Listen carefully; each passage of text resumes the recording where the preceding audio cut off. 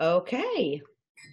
Welcome to another segment of the Women in Publishing Summit. I'm your host, Alexa Bigworth, and so pleased to bring you so many different voices from so many different amazing women who are shedding their insights on how to write, publish, sell, market your book, yourself, your business, how to make more money from your writing, how to deal with mindset issues related to being an author and promoting yourself, promoting your product, and all of those good things.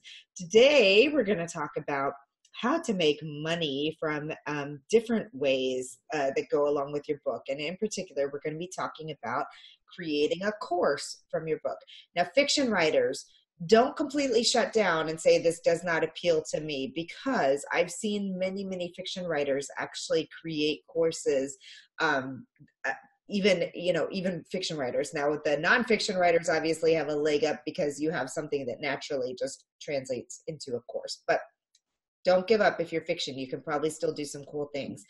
As you all may or may not know by now, hopefully you do, Thinkific is our platinum sponsor for the conference. So this is a perfect topic because Thinkific is actually a solution, an online solution for you to create and house your courses. So today we are interviewing Judith Glory. I apologize for that. She is ESSEC Business School MBA. Is that a French degree? Yes, it's like a business school.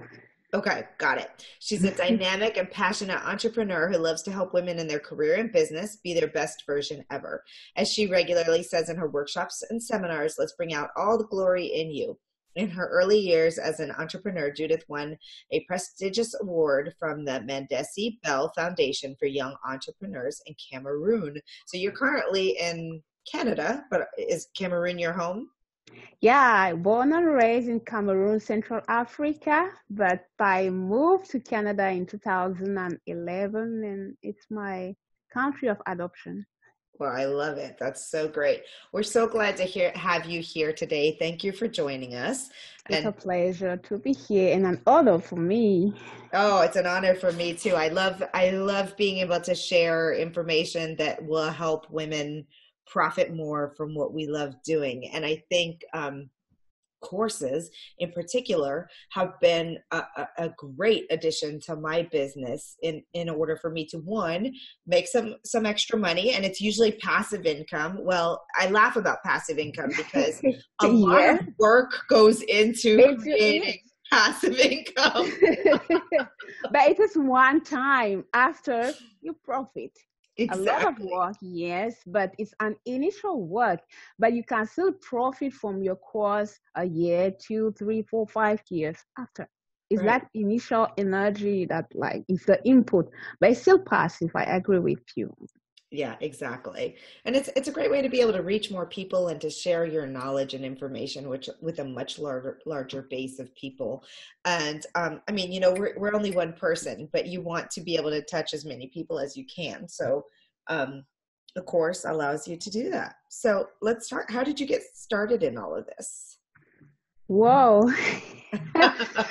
Actually, for me, I started in writing more like it was a therapeutic thing, because I'm from an IT background. Like for the last 20 years, I was into computing and IT solutions. But between 2014 and 2016, I had a very difficult time in my marriage. It was really tough. And then the person I was seeing for help at that time told me, maybe try journaling. Oh. So when I was feeling pain inside, I would take my journal and write in it.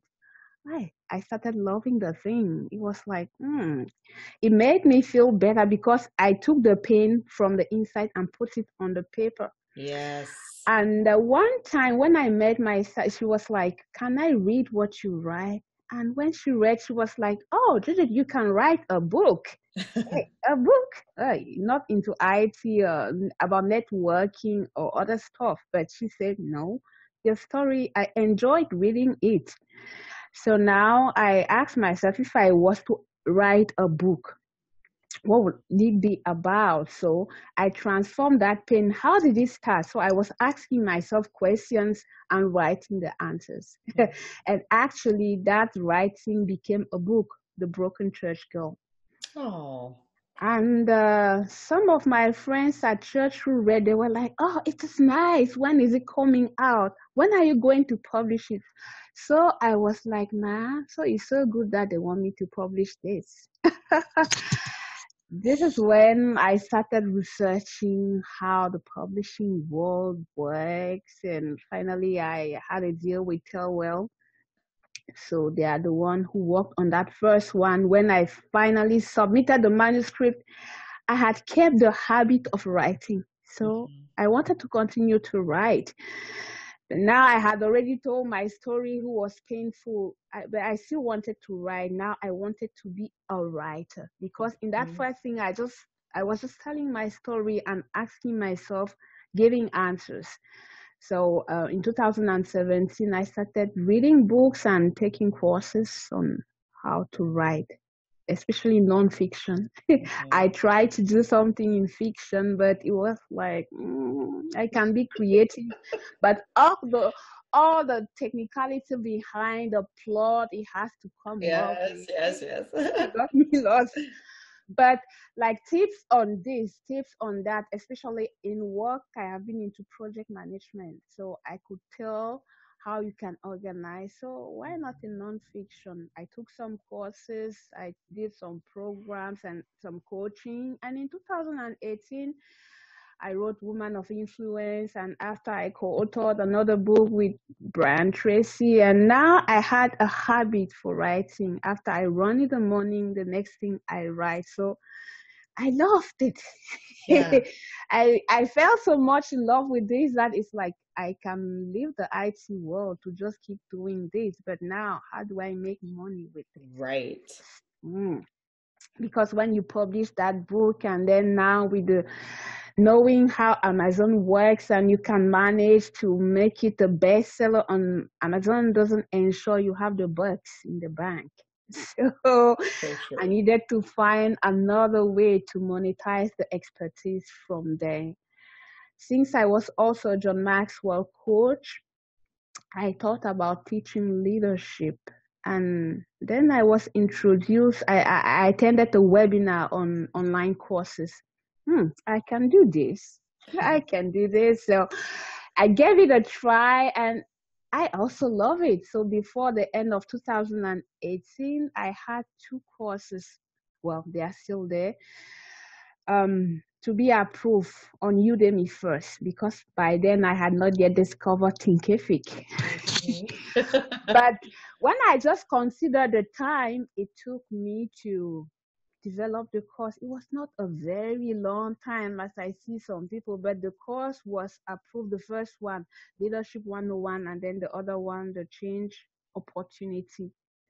It didn't take me as much time as the book took. So I was like, whoa, I can absolutely do this. And then I also discovered that taking all the material from my course and doing some editing on it and I can actually turn it into another book. Like if you go on my Amazon page, there's another book, Le Changement, une Opportunité. Is actually the book written from the online course on Udemy, The Change Opportunity. So it will be released on March. But I just analyze the time. I do a lot of analysis. I like to think. So I say, if it took me 6 months or 8 months to write a book, but it takes me 2 months to have a course. Wow.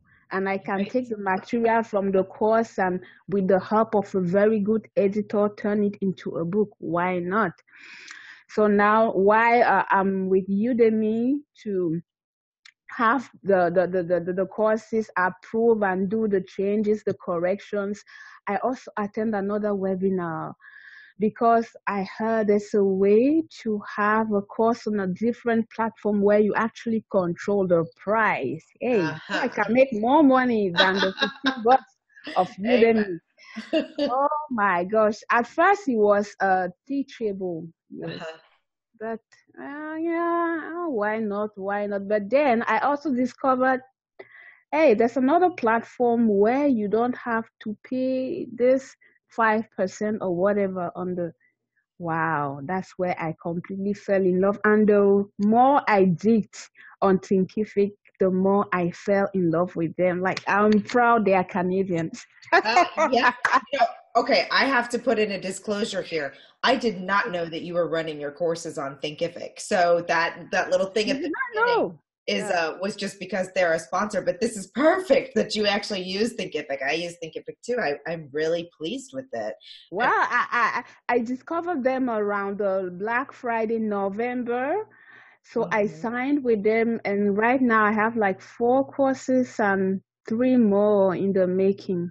that's They fantastic. really ease the process. It's Yeah, it you is. follow the steps, and they have they really help you.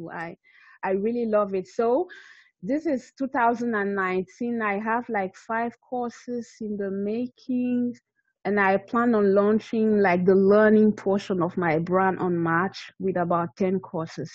Wow. This is like 3 months, and then you find that it is 10 because French, French is easy for me. When I do a course, it's actually 5 that I will translate, and I have. Right, right. So, Okay, so but if it's we five, say it's five, five like, courses in yeah, 3 months, gotcha. you Yeah. cannot write 5 books in 3 months. No, not easily. Yeah. Although I love what you said about the building out the course and then taking how much easier it is to write the book after that. That's actually a really good point for a lot of entrepreneurs who are scared of taking on the full journey of writing a book, but they know the content. Sometimes it's a lot easier, and people, for whatever reason, it's a lot easier for people to sit down and say, okay, this is how I would teach people.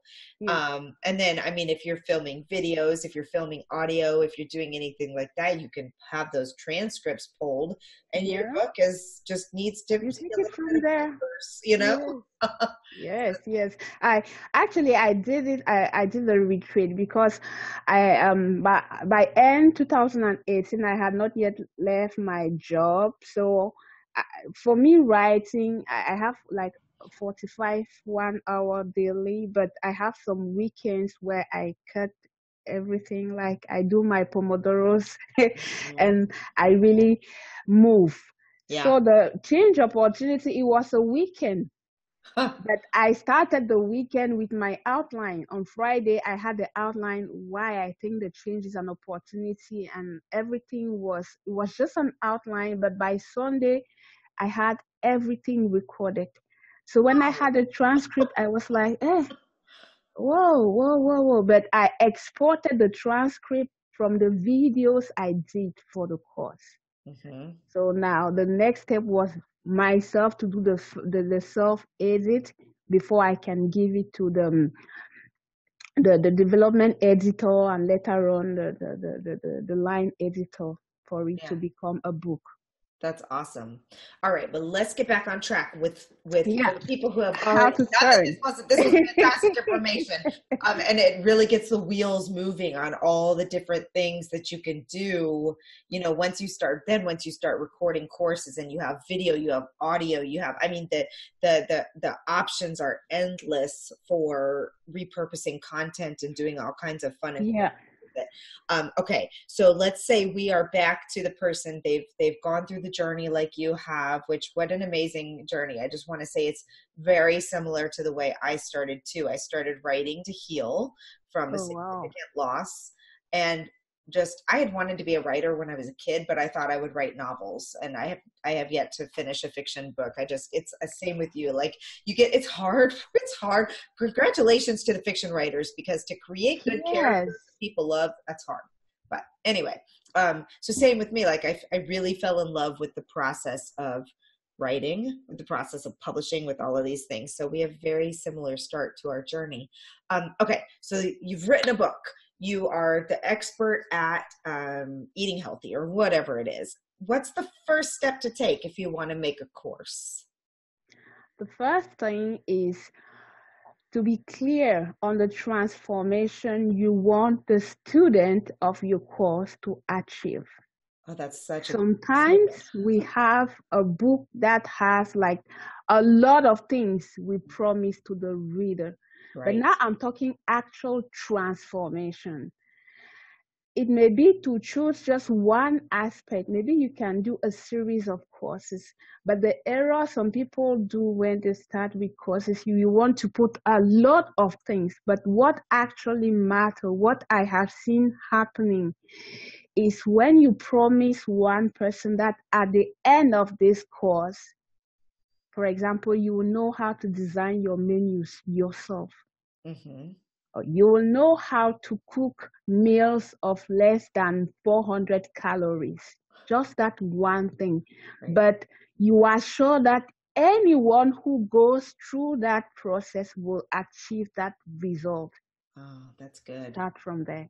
So it is for you, the author, to select one thing you want to guarantee the student to achieve or to do by the end of the course. You know what? That's such an important thing to do. I mean, I thought you were going to start off by saying pick the platform, but no. That's so true. Before again, you have to know, and you make a super valid point. Like, there's a lot of people that may pick up and read a book, and maybe they hope to gain something out of it. But if at the end of the book they put it down and they haven't transformed, that's what happens sometimes. But when you buy a course, you have to learn something from it. You have to, else the course sucks. Right. Well, for me, I love to learn, but when it's just a lot of information, I'm sorry, but it didn't keep its promises. Yeah, absolutely. That's the key. I think that is the key distinction right there, is that a book may or may not transform you, but if you're having people buy your course, there has to be something. There's something. I've started some courses, but I'll do them when I personally feel like, oh, this is just a lot of information. They can have it on Google. I'll stop. Right. Which is why now, when I develop the course, first objective either on my paper or PowerPoint or whatever, or the planner I use on my wall, by the end of the course, the student will be able to do this. If I don't have that and I cannot say in a sentence, it's not worth it. You know what? And it's also thinking about my courses, and do I have that clear transformation? I'm writing this down.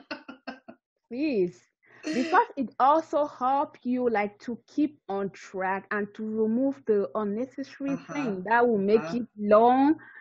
Long means hard to edit and take a longer time to produce. Yeah, absolutely. So when I am clear on the transformation, what are the steps needed to achieve the transformation? Mm-hmm. And the beautiful thing is all this information is already in your book.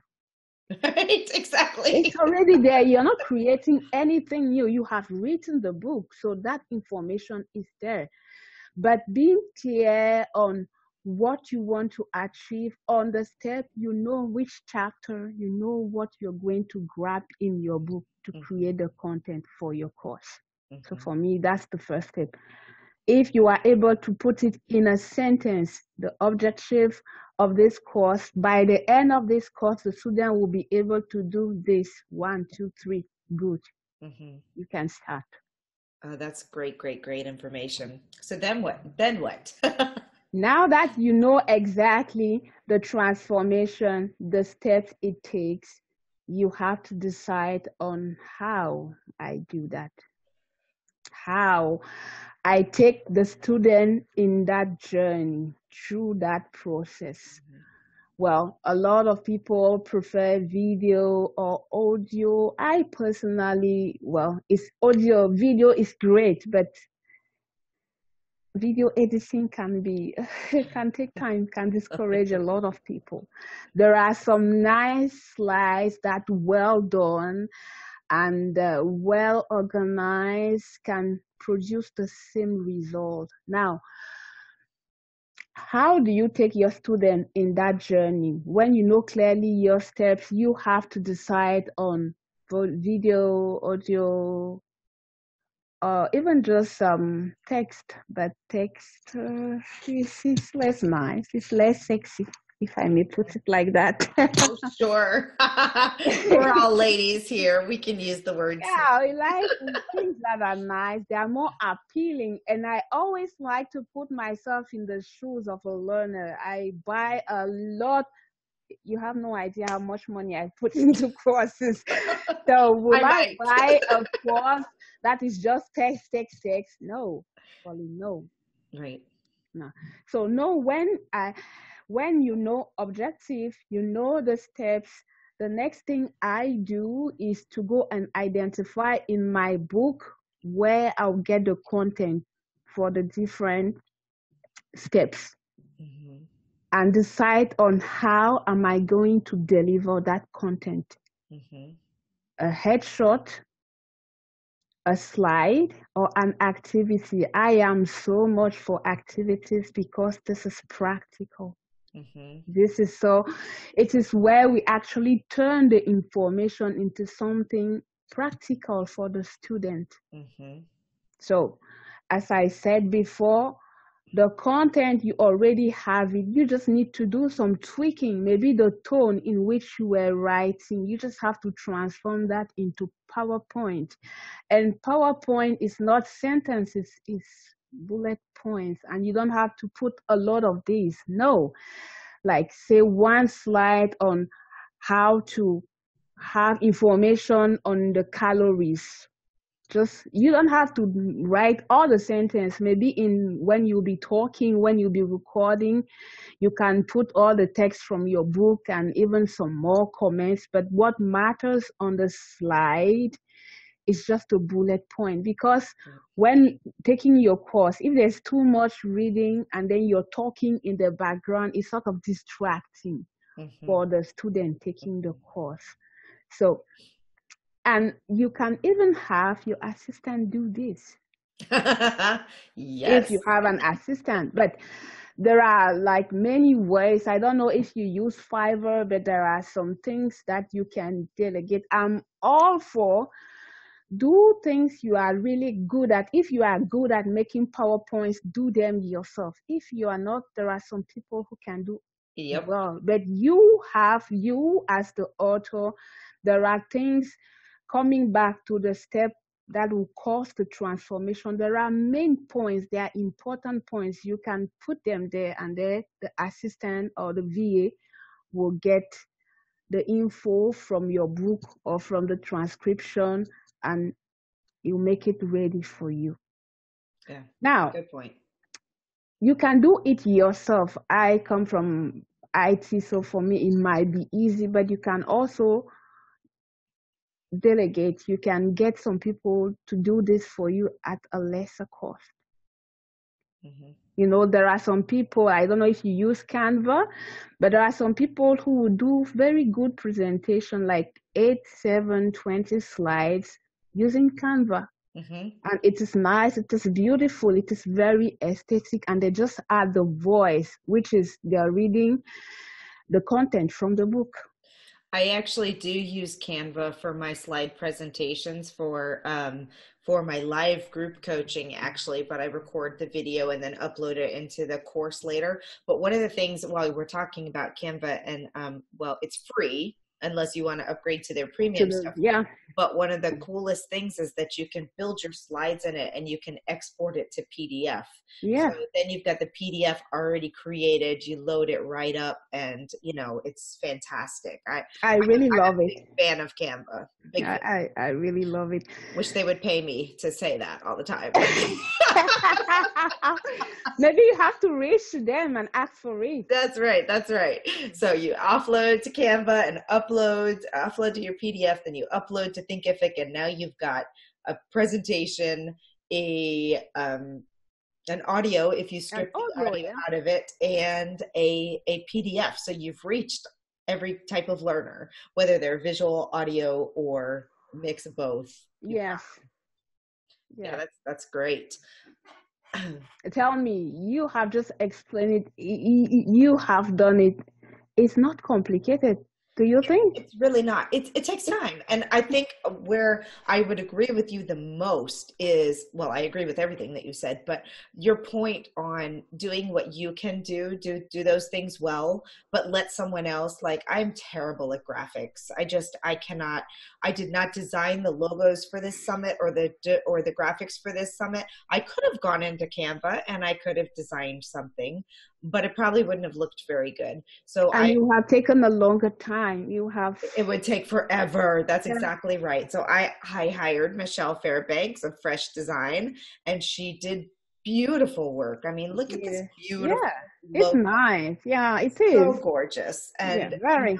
I can put it everywhere. I can put it everywhere. So that I totally agree. Don't feel like you have to take on the entire burden. You know the knowledge. Let other people help you with the Help things. you do it, and it goes faster. And you Yes. focus on what you do well, what you do best. Mm-hmm. And the more you focus on that, the more you grow into that. I'm all for it. Yeah, me too. So we've got the content, we've got the different types and ways that you can do it. I'm curious, are you the type that will build your entire course before you launch it, or do you launch and build as you go, or mix? For now, I've experienced like the pre-sale once, but all the rest I will do it before. But I do it with my readers. Uh-huh. So explain that. Maybe we'll talk some more about this after, because since I've discovered how connecting with those who actually read our books can really help us, like they'll give you idea how to improve the next thing you need to propose to them. They will actually tell you, maybe if you tell us more about this, maybe if you go more, but concretely on the 5 courses I have now, only one was pre-sale, to lead with your strength. Oh, okay. So The other ones I had done the outline before, and then I developed all the course. I edit, I publish, I put the quiz, and at that time in Udemy, I'll go and ask for their approval. Now I just put them directly into Thinkific. Yeah, that's a good idea. That's definitely the safe way. For those who've never done a course before, what we're talking about with the pre-sales is that there are, and I've done this before, so I'll just go with my example. Like you know the objective of the course, you know the material, you have an outline, but before going through the time and energy of building the entire course, you actually put it on sale and make sure that people are going to buy it. And then when you start seeing sales, then you start creating the rest of the content. So that's what she was talking about with the pre-sales. I love it, like for them to avoid putting that much energy and time. Right. But for someone who has never done a course, I don't want you, maybe you're just starting. Yeah. If such a person doesn't have sales, he may get discouraged. That's an excellent. And I don't like that anyone or anything should stop you. Yeah. Just go. Yeah. Just go and do your thing, even if it's a mini course. Like I have the goal setting course. It's a short course. Just maybe go through the process. Not only it will show you all the steps, it will validate to you that you can do it. You can do this thing. And after you've done the first one, you want to do the other ones. So true. Well, even though I am all for the pre-sale, because it helps you not to put a lot of energy, time, editing, and getting things for something that will not sell, this is great.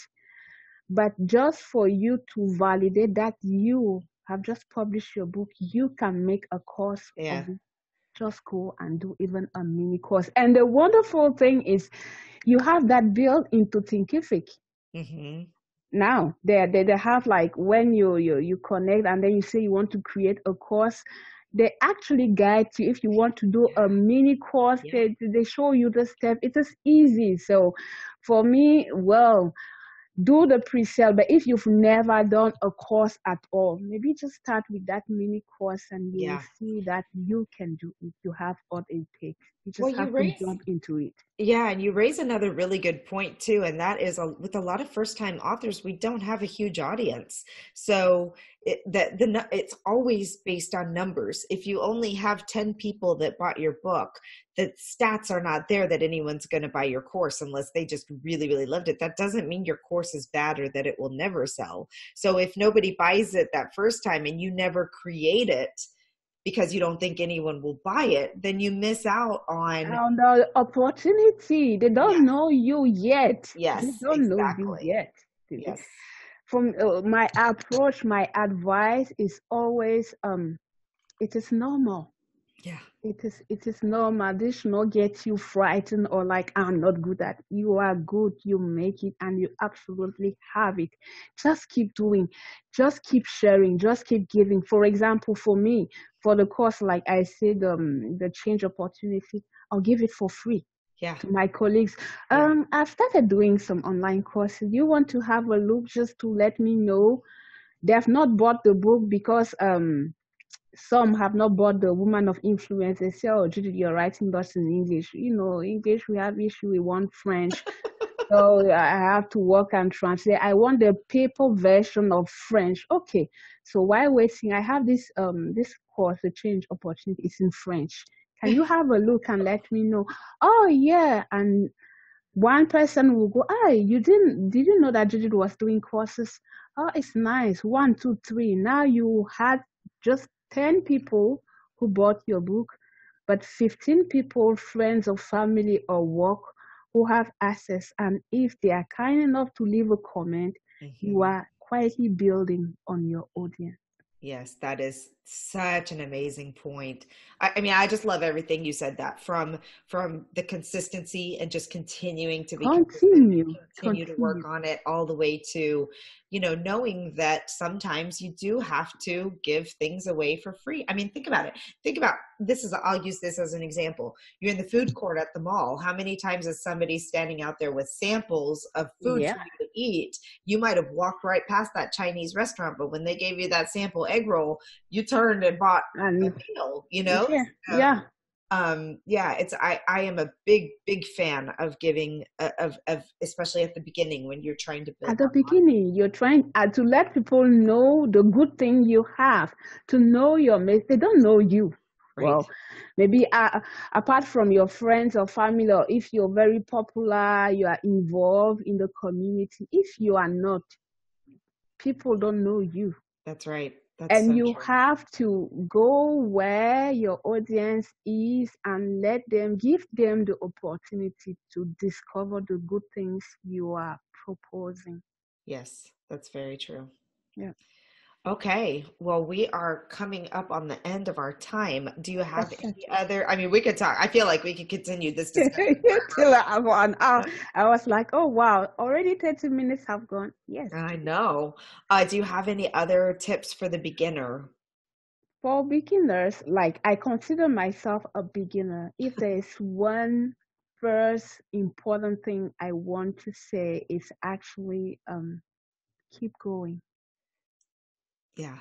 Keep doing, keep going. Like maybe you see these ads of people who are making 7, 6 figures and you're like, oh my gosh, it's a pain for me to even sell 10. Or get started and keep going.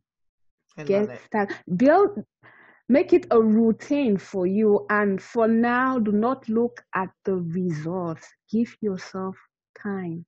Give yourself time, but do not give up, because if you want quick results, you may give up. You said it before, while you had a massive tribe of people who want your message. Mm-hmm. Just keep going. I love it. Keep doing it. And the more you will produce, the more people are like, so she was serious. And she has good stuff. And I will not say in the next week or the next month, but just keep it going. I firmly believe that consistency is key. Mm-hmm. I do too. I've seen too many authors just get really, really sad and depressed that they didn't sell a lot of books in the first month or two, so they just stop. And I tell people that it took a solid 6 months before I started to consistently see sales because nobody knew me, like you just said. So, consistency and continuing and realizing that just because you launch the book doesn't mean it's going to sell itself. And the same with the course. And actually having a plan. Yes, so true. Sometimes we feel like, okay, the book is out and it's going to sell, or it will not sell itself just like that. What are you putting? What is it in your calendar? What are the actions that you do daily to Yes, promote your book or your course? yes. To So let people true. know your message. Mhm. Are you where your audience is? For Uh-huh. me, I have an agenda. I am not for like spending all my time on social media. I cannot do that anyways. I have two girls waiting for me. I have to produce the courses. So no way. But at least I have my 30 minutes in the morning, 30 minutes in the evening to go and connect with my people. Mhm. What is your plan as an author? What are you doing daily to connect? Because when you connect with them, they will look for you. Mhm. And as I say, if you do not have a plan, it's just in your head. It has to be systematic Yeah. every day. Read, write, comment, listen. Read, write, comment. You may give yourself a clear objective. Say, I want to reach 5 new or 10 new people from my audience, or people that might be interested, or influencers doing in the same things as I do daily. Meaning maybe you go on LinkedIn or Facebook where they are, but plan it and do it and just let it go. Yeah. Plan it Totally and agree. do it. Just Totally plan it agree. and do it. Do not say, oh, it's now a month, nothing has changed. Just plan it and do it. You might be surprised. You might be surprised. Maybe sharing a real I told you my first course, Udemy, is end of 2008. It's not long. It's Mhm. not long, but since I'm also talking in my courses about strength and things like that, I got an invitation to be on a podcast with somebody who is well known, Mhm. talking about leading with strength. It's simply because I keep doing, and when I do Yeah. one thing, maybe I'll publish on YouTube and I'll post it on LinkedIn, but Great. it is systematic. So much that a week I was sick. Some people from my office, they were like, you did nothing this week. Consistency. It doesn't have to be too much, but if there's one thing that you can do every day to connect with your audience or with the influencers, Yeah. it's already one step. Just do it. The results will surely come. Yes, I agree with you 100%. This was a fantastic interview, Judith. I appreciate you so much for being here. And where is the place that you like to connect most with people? I like most people for what I do as courses. I spend most time on LinkedIn. Okay, good to know. That's someplace I need to spend some time. I need to get somebody who can come in and talk about LinkedIn because it's like a beast to me. But all right, this was so It's great. LinkedIn. It's linked. It's a great place, and there are some things that you can actually reach the people you want. Well, I love LinkedIn. Well, all of your links will be in the comments of this Yes. post. We will make sure that everyone can get a hold of you. But thank you, Judith, so much for your time. Before Yes. going, I like to give things. So my book to course, I will offer it like 3 months free to all the people of the women in publishing, which brings me maybe you edit it. I don't know exactly the date, but I want to offer it for free to those who will participate in the summit. Awesome. We will They'll make have the workbook, the Excel sheet. I'll help them plan everything, nice. Oh, the that's links to incredible. the different platforms with the comparison, because I have done Thinkific, Teachable, which one is best, why. Mhm. They'll have access to all of it. Awesome. Well, we'll work all of that out and make sure everyone has access. That's amazing. Thank you for your generosity. You're welcome.